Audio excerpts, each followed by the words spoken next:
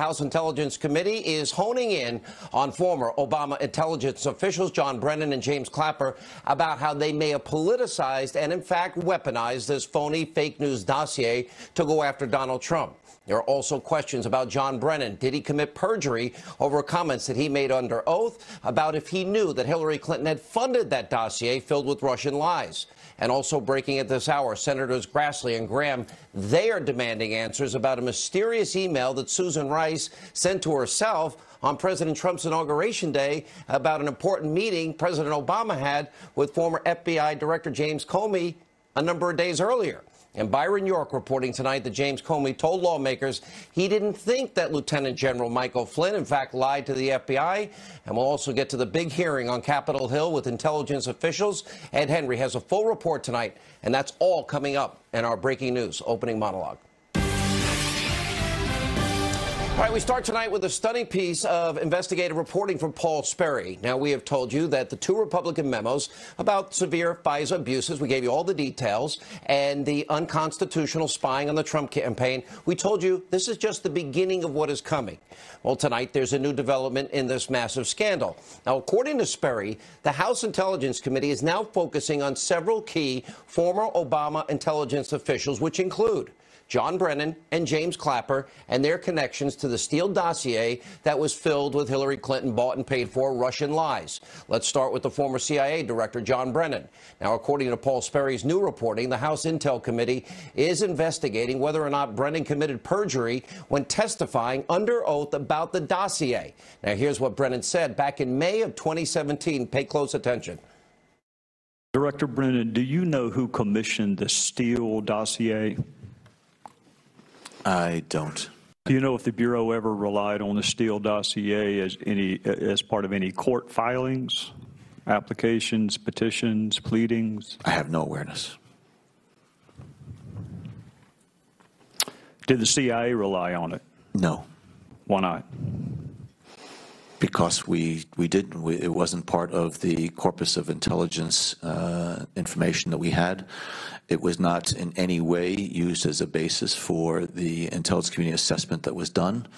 It was not.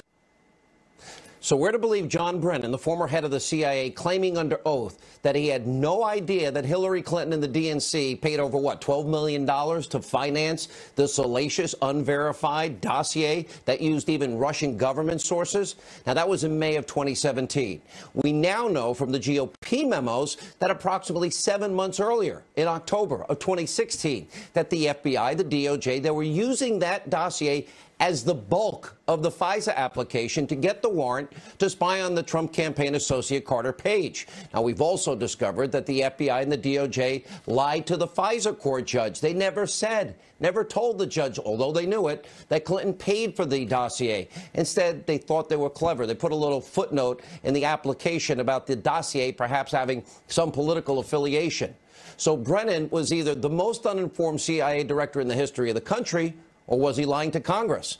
Now, that's just the start of Brennan's problems. Now, Paul Sperry is also discovering how Brennan allegedly pushed information about this dossier to the FBI and Democratic leaders. Now, a congressional source is telling Sperry, quote, John Brennan did more than anyone to promulgate the dirty dossier. He politicized and effectively weaponized what was false intelligence against Donald Trump. And then Paul Sperry gives further details about Brennan's efforts to damage the Trump campaign with the phony dossier. And according to numerous reports, on August the 25th, 2016, Brennan briefed the former Senate Minority Leader Harry Reid about what he said was Russia trying to help Trump win the election.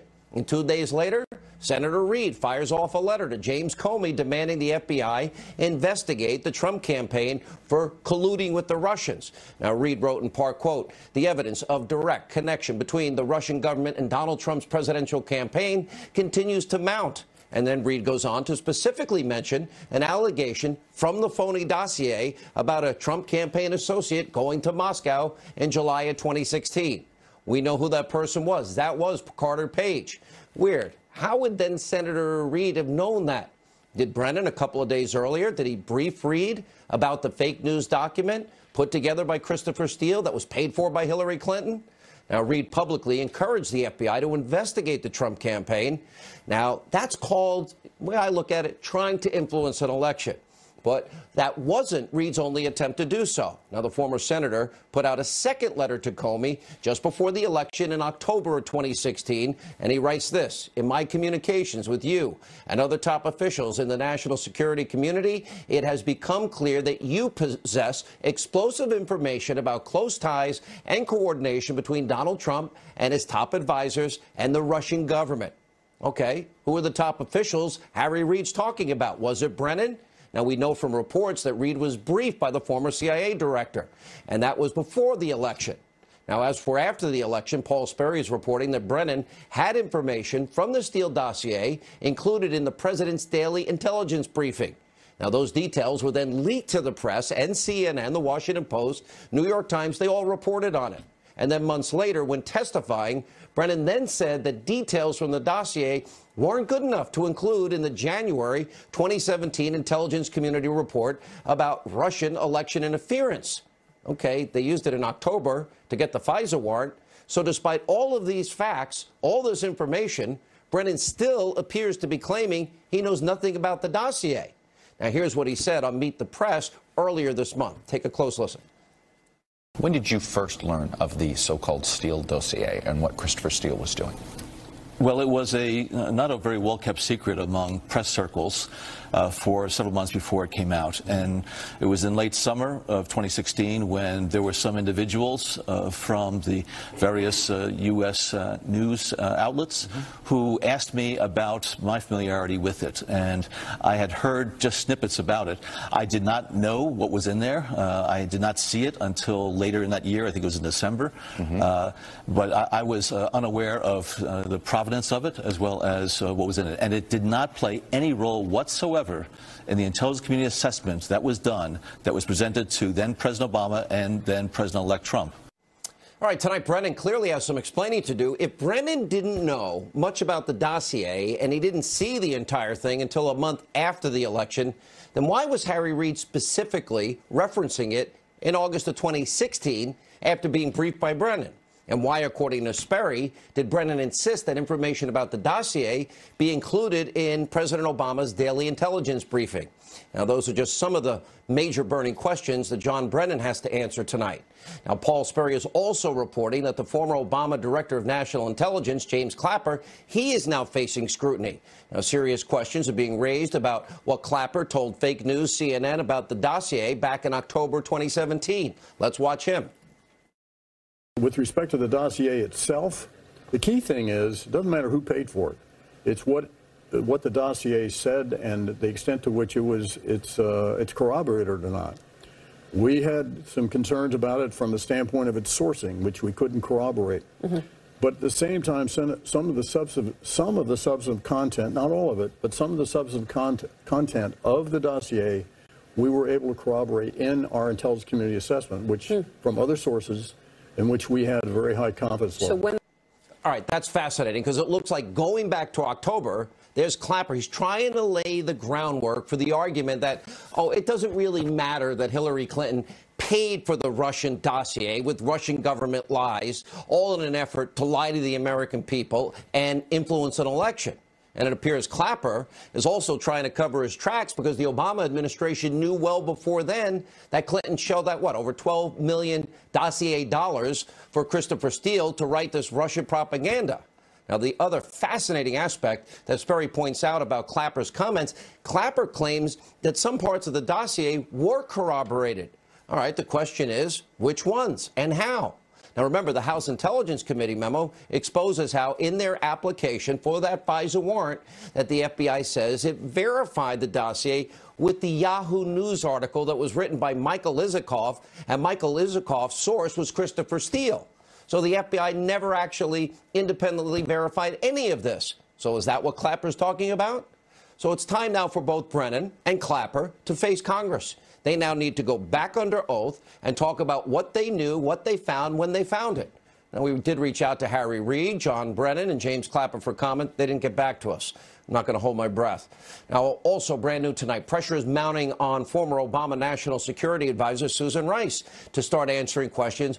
Why did she email herself on President Trump's inauguration day about an important meeting that President Obama had with former FBI Director Comey way back 15 days earlier on January 5th? Now, Senators Grassley and Graham are out with a letter demanding that Rice explain herself. And according to the senators, they discussed the January 5th email as part of a National Archives request about meetings between President Obama and former FBI Director James Comey regarding the Bureau's Russia investigation. So in the email to herself, let me send an email to self, which Senator Graham is calling, quote, disturbing, Rice writes, President Obama began the conversation by stressing his continued commitment to ensuring that every aspect of this issue is handled by the intelligence and law enforcement communities by the book. The president stressed that he is not asking about initiating or instructing anything from a law enforcement perspective. He reiterated that our law enforcement team needs to proceed as it normally would by the book. From a national security perspective, however, President Obama said he wants to be sure, as we engage with the incoming team, that we are mindful to ascertain if there is any reason that we cannot share information fully as it relates to Russia. What's his role in this? Now, the next part of that is redacted. And before we continue, why would the president not want to share information with the Trump transition team? What does he think might have happened? Who told him what, when, and where? Remember, Obama did amend the executive order 12333 that allowed the widespread sharing of NSA raw information across 16 intelligence agencies, but he didn't live with that rule under his administration. Rice then continues, quote, the president asked Comey to inform him if anything changes in the next few weeks that should affect how we share classified information with the incoming team. Comey said he would. Now, in a statement to FoxNews.com, Susan Rice's attorney, she's claiming tonight that what she did was not unusual, was merely an attempt for Rice to memorialize the meeting for the record. Okay, 15 days later, and then Rice's attorney also attacked Grassley and Graham for daring to ask a question. It's all very, very strange. There's more to this story, that I can promise you, and eventually we will unpeel that onion. It will be investigated. Now, also tonight, great reporting, Rowan Scarborough from the Washington Times. He's highlighting all the allegations in this phony dossier that have yet to be verified. What, 20 months later? And Scarborough is writing how it's been 20 months since former British spy Christopher Steele first went to the FBI, and he points out 10 major accusations from the dossier that have never been verified. We'll give you the top 5 for the constraints of time. The Trump campaign launched an extensive conspiracy with the Kremlin to interfere in the 2016 presidential election. Scarborough notes, rightly so, it hasn't been verified. Mr. Trump, for decades, a developer of tall buildings, maintained an 8-year relationship of give and take with Russian intelligence. Not verified. Mr. Trump and senior campaign aides actively supported the Russian hacking of Democratic Party computers to steal and release stolen emails. Okay? Never verified. Carter Page and campaign manager Paul Manafort personally conspired with Moscow to hack the Democrats' computers. That wasn't verified either. And by the way, the hacking started in 2015, and neither Page nor Manafort were part of the campaign then, and both deny the charges in that case. And the last, the dossier says Page met with 2 top Kremlin operatives and discussed bribes for working to lift economic sanctions. And Scarborough writes that Carter Page testified under oath that he never met or talked to those people. And Page has also filed libel lawsuits. And that's just some of the allegations that have never been verified in this phony dossier, although I understand people are being paid to try and verify it to this day. Now, yet, as the GOP memos have exposed, the bulk of that FISA application consisted of this unverified dossier, and James Comey and the FBI never bothered to verify it. Neither did Fusion GPS. Nobody verified it. We can't verify any of it to this day, although a lot has been proven false. Now, also breaking this hour, Byron York has a stunning report. Here's his headline. Comey told Congress the FBI agents didn't think Michael Flynn lied. And according to Byron York, during a March 2017 briefing to members of Congress, Comey said the FBI agents who interviewed Lieutenant General Michael Flynn did not think that he lied or that any inaccuracies in his statements were intentional. And then Comey added that the agents didn't think Flynn would be charged with a crime related to the interview. So then why months later was Flynn charged with the crime of lying to the FBI? Remember, it was Peter Strzok who, in fact, interviewed General Flynn. Now, that's a question we, the American people, you, the American people, deserve to know the answer to. All right, here with reactions. So many questions tonight. Former Deputy Assistant to the President, Fox News National Security Strategist, Dr. Sebastian Gorka, and former FBI Assistant Director, James Kallstrom. James, I've known you a lot of years. I have nothing but the deepest respect for all law enforcement. They risk their lives. They keep our country safe. They do it because they love their country. As a former top FBI guy, you're watching all of this. What are your general thoughts?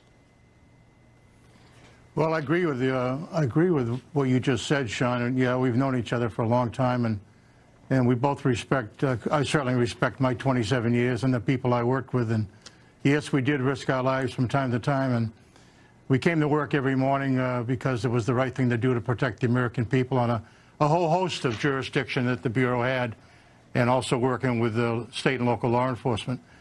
You know, I've been extremely upset about this. I mean, a year and a half ago, I started, you know, I started to watch about what Jim Comey was doing, and it made no sense. You know, what he was talking about was way outside the boundaries of what the FBI actually does, the procedures the FBI goes through on investigations. And it was clear to me that he was, playing with a different drummer, let me tell you that. Let me ask you, too. Go ahead. In all your years in the FBI, did you ever hear of an exoneration months before the principals, some 18 of them, including the main principal, is ever interviewed? Did you ever hear of a FISA court being handed information that they know is political and who paid for it and not telling the FISA judge and not verifying it? Absolutely not. I mean, that just never took place. I was involved with numerous FISA orders when I was the head of the FBI in New York and when I was an agent. And this just doesn't happen. It never happened. And it's pathetic what went on. And I believe what happened is, Sean, we're talking about a small number of people. Comey brought in these sycophants and put them together on the 7th floor of the Hoover building and took the investigations out of the field offices in New York and Little Rock and other places. And they conducted this sham investigation. And was Comey not smart enough? Was he? Oh, of course it was in. And was he not smart enough to know when he's dancing with the devil that the music was going to stop someday? And it did. And he had that pathetic press conference, you know, that was just so far out of bounds. And then, of course, all that we know now since then, just pathetic. Dr. Gorka, we got this new information, Paul Sperry, tonight, which I think is fascinating. Comment on Brennan Clapper and Susan Rice's email. But remember, we haven't gotten to the bottom of the surveillance, the unmasking, the lack of minimization, the leaking of raw intelligence, which we know a crime was committed against General Flynn. Nobody seemed to care. I do, especially somebody that served our country for 30-some-odd years of his life. What do you make of these new developments? Finally, we're getting to find who's behind the curtain. And it's going to the very, very top of the last administration. We've been talking about FISA-gate or Memo-gate. We will probably end up talking about Obama-gate. Look at the facts already. I mean, John Brennan, just Google who this person is. John Brennan, in 1976, voted for Gus Hall, the Communist Party candidate for American president, and then he joins the CIA 4 years later, and then Obama eventually makes him director of the CIA, a man who voted for the Communist Party to take over America. Look at Susan Rice. I'd never heard that, by the way. That's news to me. We'll dig deeper. It's on CNN. You can Google it. CNN. It's on fake news CNN, and it's got to be true. Okay, go ahead. No, Washington Examiner and CNN. It's true. He got in trouble because he didn't know if he was going to pass his polygraph in 1980 when he joined the CIA. I mean, this is the kind of people who ran the Obama administration. And then we have Susan Rice. So what do you make of Susan Rice then? What do you make of that? Look, that's the biggest CYA I've ever seen in my life. But look at the arrogance of it. It's not even subtle. It's straight out of Shakespeare. The lady doth protest too much. When have you ever sent an email to any of your colleagues in your whole career, Sean, where you say, oh, by the way, let's make sure we're doing everything legally, just like we've been doing. Wink, wink. Right? Know what I mean? Wink, wink. Right? Yeah. I mean, all right, last the word, last Jim thing. Kallstrom. Jim, you get the last word. Okay. Go ahead. Dr. Gorka. Just one thing. The unmasking part of all this, that's the big story. The UN ambassador, Samantha Power, 260, at least 260 unmasking requests. Why? In a year. Unmasking Americans? Why? That's the big story. That's the big story. We're going to get to that, too. Last word, Jim Kallstrom. Yeah, I agree, Sebastian, absolutely. We're just the tip of the iceberg here, Sean. You've mentioned for months now, this unmasking is going to be a huge thing. Uranium-1. Even Benghazi. I mean, Obama basically turned loose the sycophants in the intelligence community and others, really, to conduct all this fraudulent crap around the election to try to not have Trump be elected. And, of course, it continues to this day. This phony Russian investigation. I've got to run. One of the reasons we're getting to the truth, and I think our audience needs to know this, is because there are good and honorable people. Most of them, the vast majority, the 99% in the FBI, the intelligence community, they are fed up with this. They're now talking and stepping up. Thank you both. Good to see you, Jim. It's been a while. Dr. Gorka. When we come back, Ed Henry, Newt Gingrich, straight ahead. It was a busy day in our nation's capital as the heads of the intelligence agencies were on Capitol Hill, where they briefed lawmakers on a wide range of national security issues. Live from Washington with much more, Fox News chief national correspondent Ed Henry. Ed, the only frustrating part was every time they said, well, we'll talk about that later in closed session. I'm like, I want to hear it now. Yeah, well, there's certainly things we want to hear about. There are other things we can't hear about because it might be classified. So they did have a classified session later. And as you noted, Sean, a lot of major ground covered as the nation's top intelligence officials ran through a litany of grave national security threats that are piling up for the U.S. Yet all that many of the senators wanted to talk about was Russia, Russia, Russia. Intel officials particularly sounding the alarm bells about North Korea being deadly serious about potentially using their nuclear weapons, bluntly saying we should not believe the North Korean smile campaign, as some of the officials called it, at the Olympics, despite the gushing headlines we've seen in some media outlets of this hearing, because senators kept trying to hammer President Trump about alleged collusion in 2016 as the Intel officials warned about the legitimate threat of Russia trying to disrupt the 2018 midterms, though they also noted that China, Iran, and North Korea are also waging cyber war. Watch. The president inconveniently continues to deny the threat posed by Russia. He didn't increase sanctions on Russia when he had a chance to do so. My problem is I talk to people in Maine who say the whole thing is a witch hunt and it's a hoax because the president told me. Do you believe there is an actual, or at least the appearance of a conflict of interest when the president is put in charge of declassifying information that could complicate an ongoing investigation into his own campaign? And this hearing was damaging for the Trump administration when the FBI director, Christopher Wray, testified under oath that his agency delivered the background investigation on White House aide Rob Porter in January. That directly contradicts claims by the president's aides that the background check was still happening when he stepped down over domestic abuse allegations. But a top White House official tells Fox tonight that John Kelly's position is still, quote, rock solid as chief of staff, despite speculation to the contrary, Sean. All right, a lot of speculation out there. Thanks, Ed Henry. He is connected in D.C. Joining us now, author of the New York Times bestseller Vengeance. He's former Speaker of the House, Fox News contributor Newt Gingrich. Mr. Speaker, I just can't get over two very important things here, and that is Comey and Strzok's exoneration before investigation, and then a FISA memo that they know Hillary bought and paid for that's unverified by anybody that is presented to a FISA court, and then they don't tell the FISA court that Hillary bought and paid for the Russian lies. This is scary. This is about impacting the elections and the absolute integrity of the elections of this country. Look, I think we're in George Orwell territory. This is why he wrote in 1984. He was terrified as he thought about it, about the power of a state to begin to change history and to force people to learn a fake history. What you're seeing here is you and I've talked about this. Every day something new unravels, something falls out. You see things, you know, who would have dreamed of Susan Rice writing a memo to herself the way she did 15 days after a meeting? And the memo sure sounds like it's a whitewash memo. It's a, let me write this down so if anybody ever asks, it'll look correct.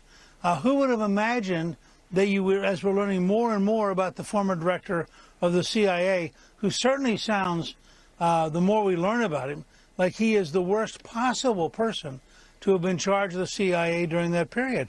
And every time we turn around, there is some new and I think very sobering revelation that doesn't fit the world you and I thought we lived in.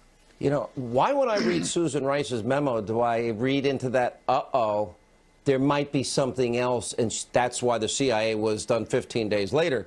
Then I see the involvement of Brennan and Clapper. And then I look at what I just mentioned about Comey exonerating him. There was no this whole thing was rigged. James Kallstrom's right.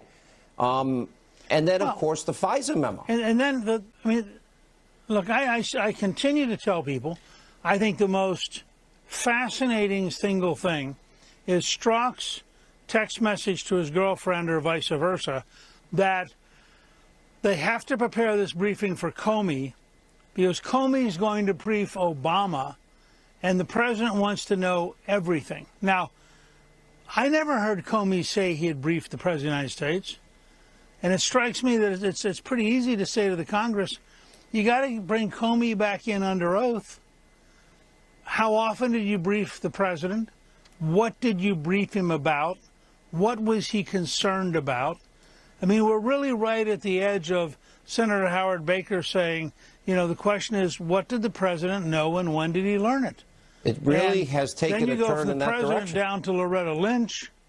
Right. And then you have the president to Loretta Lynch, who is meeting with Bill Clinton the week that his wife is going to be interviewed being sort of a phony term, by Comey, who's already been writing her exoneration for 2 months before the interview. I mean, you couldn't make this up as a serious novel because there are so many pieces here that are illegal. Every that night you couldn't imagine senior people doing this. Every night on this program, I'm adding new information, and still, because the story it's getting so big, impacting so many people, you kind of have to build the bridge every night so everybody understands what the new information is. But I want to stay focused on this FISA for a second. It was unverified by Fusion GPS, unverified by the FBI. They knew Hillary bought and paid for it, and they didn't tell the FISA judge. And it wasn't done just once. They attempted it in July. They didn't get it. Then they did it in October. They got it. And then they renewed it 3 times. And the bulk of information that was presented was the Clinton bought and paid for dossier that they never informed the judge about. I mean, if I'm that FISA judge, I'm calling those people back in yesterday. Well, look, at this point, you also have to say, when is the Congress, excuse me, when is the Congress going to call in the FISA judge? What was the FISA judge thinking? Why did he do it? Excuse me, why didn't he ask these questions?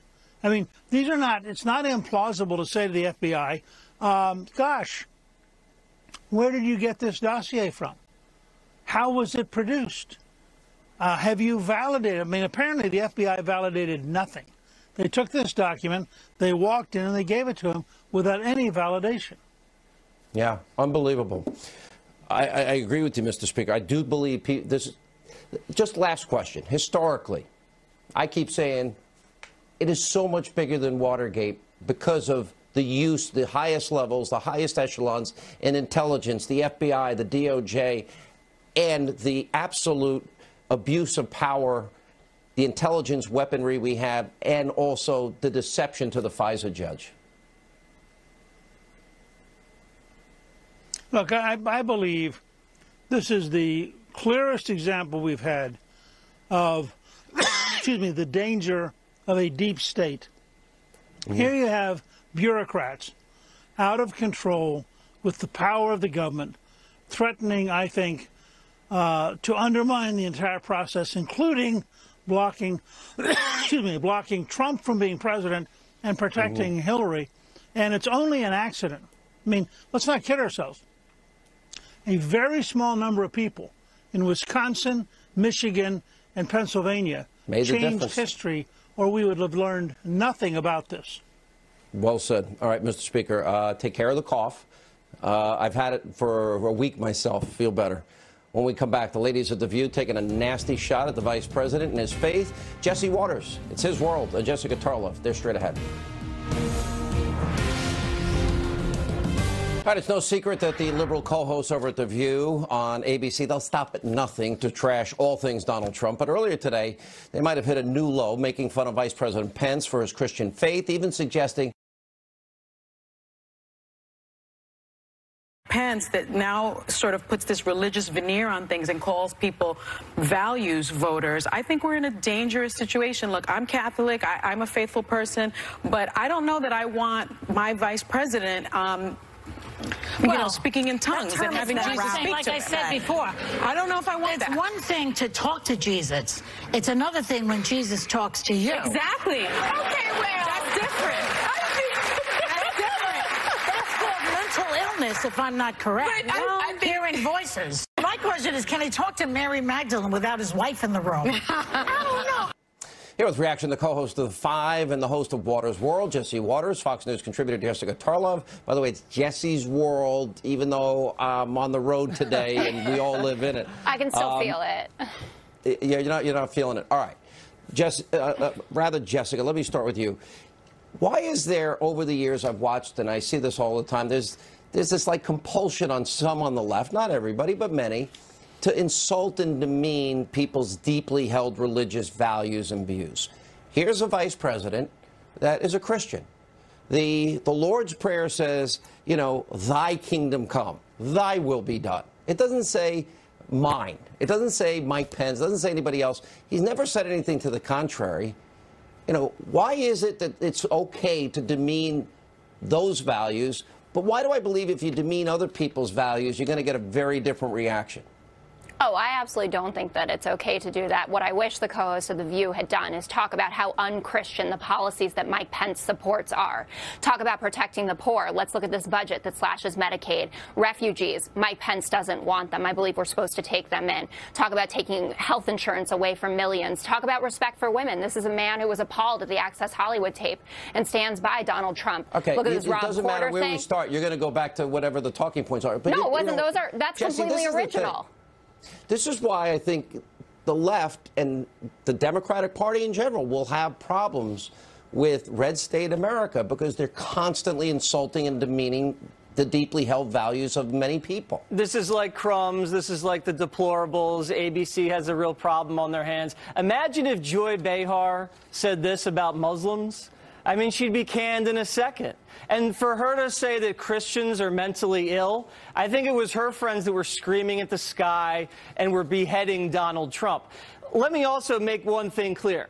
Democrats are okay with Reverend Wright speaking to Barack Obama, but they don't want Jesus talking to Mike Pence. This is how insane this is. Well, I think one is an actual person that can walk into a room, and one is somewhere up above. I'm not a Christian or a Jesus expert. People listen to God and hear God when they're in church. You don't believe this is okay, Jessica? This is all from comments that Omarosa, of all people, made here. Someone who is out completely for self-promotion. If you watch any of the Celebrity Big Brother stuff, you know exactly what she's doing. So why is The View denigrating Omarosa when she gets canned, calling her a liar and a pariah, and then a couple months later hoisting her up and using her as a source? For ratings. Everything is for ratings always, Jesse. Right. I feel like I need to go to confession after watching The View because it feels like listening to Joy is a sin. Speaking of sin, Omarosa said she wanted to sleep with Piers Morgan for ratings and then called him gay when he denied her. The whole thing's disgusting. I need to wash my hands after this segment. Think how I feel every day. All right, let me go to Susan Rice. When somebody says 15 days after a meeting, oh, Barack Obama said do it by the book. Oh, Barack Obama said do it by the book. Oh, Barack Obama said do it by the book. Why do I read that and say, okay, Barack Obama didn't say do it by the book? I don't believe that memo is so suspicious. The biggest CYA I think I've ever read in my life. And I think there might be something on the other side of that. Jessica, are you going to defend that? I am, and actually I'm going to use Newt Gingrich to help me out, because this morning on Fox and Friends, he had a different analysis of that than he did this evening with you. He actually said to the host this morning that he's done that himself, and that he's gone back to something that happened weeks before and wrote a memo. So that's not what he said just tonight on my show. I know, but he was talking about 15 days later. I don't know anybody that in the final minutes, Jesse, in the White House, their final act, oh, let me say Barack Obama said we're going to do this by the book. I sense a lot of fear in that memo. Yeah, I mean, it's all crumbling down. She's a liar. She lied about Benghazi. She lied about Bergdahl. She lied about the unmasking. Comey himself lied to the FISA judge, and then he lied about when he met with Barack Obama. Brennan's now a liar. He's lied about the dossier, what he knew about it, and whether it was used to justify the wiretapping. So the whole thing's crashing down, and the Dems are scrambling. They can't contain the fallout. All right, guys, thank you both. Jessica, I hope you enjoyed Jesse's World. You live in it. I did. I shall come again. When we come back, a major update on the immigration battle in Washington, D.C. that you don't want to miss. That's next.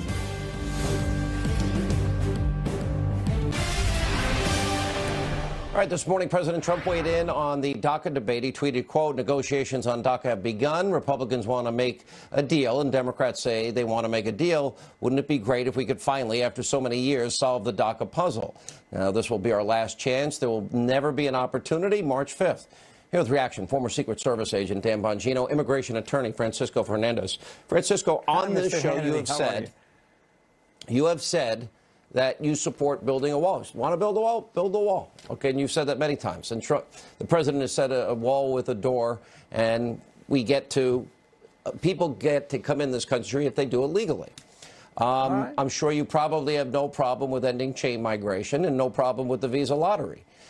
Is it worth, do the Democrats really care about DACA? Because if they did, they'd sit at the table. Wouldn't you take that deal? Is me? Yes. Yeah. Take any deal that you can. Absolutely.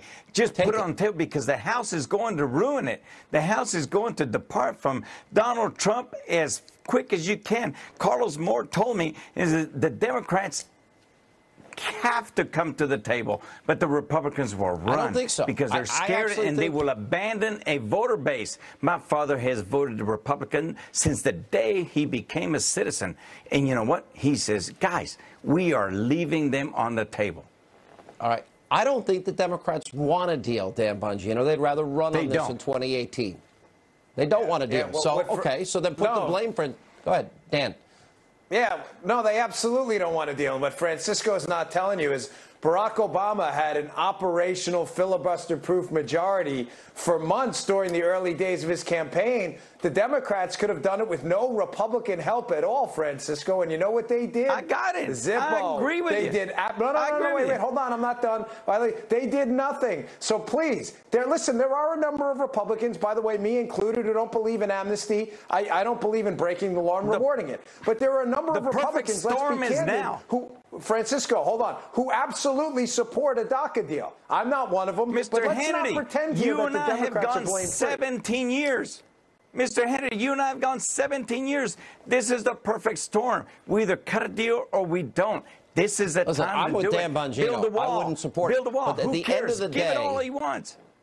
And this is the problem, Dan Bongino. You always get the spending increases. You never get the spending decreases. You always get the tax increases. You never get the wall built. You always get the amnesty. You could trace it back to 1986. 96 and 2006. This comes up every 10 years. Yes. If the president does any deal, he better get the money up front, because they'll never fund the wall. And what happened to Mexico paying for it? Build a wall. We're going to have to legalize 100,000 Mexicans to build it, and that's a darn good start. Yeah. Okay. We already saw this, Sean. I'm Mexican. I can say that. It's okay. Dan. We already saw this with Simpson-Mazzoli in the Reagan years, where, yeah, we're promised a bunch of stuff in exchange for amnesty, and you never get the actual border security in the future. But here's what's fascinating. You know, Francisco, listen, again, with all due respect here, it's amazing how you're so quick to throw the Republicans under the bus here when it's a Republican president on his own Twitter account who is offering a deal. It's the Democrats who are walking away from this. Whose fault is this? I mean, are you thinking of, no, wait, hold on. Hold on, time out. I didn't. Are you thinking, you're going to let me finish the sentence here? Are you thinking about this rationally or emotionally? The Republican president of the United States has offered you a deal. Just take the deal, Democrats. What's the problem? Take the deal. Take the deal, except the Republican House will run from it. That's what you get. Democrats are idiots, and the Republican House will run for it. Pass it in the Senate. Put it on the table. Let's go. Mr. Hannity. All right, we got